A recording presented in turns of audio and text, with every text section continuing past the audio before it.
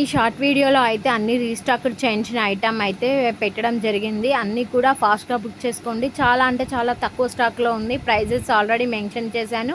పైన చూపిస్తున్నటువంటి నెంబర్కి అయితే స్క్రీన్ షాట్ తీసి వాట్సాప్ చేసి వన్స్ అవైలబిలిటీ చెక్ చేయండి. ఓకే అనుకుంటే ఐటమ్ అనేది బుక్ చేసుకోండి. ఇంకా ఎవరైనా వీడియో కొత్తగా చూస్తున్నట్టయితే ప్లీజ్ సబ్స్క్రైబ్ చేసి లైక్ చేసి వీడియో అయితే షేర్ చేయండి. Thank you.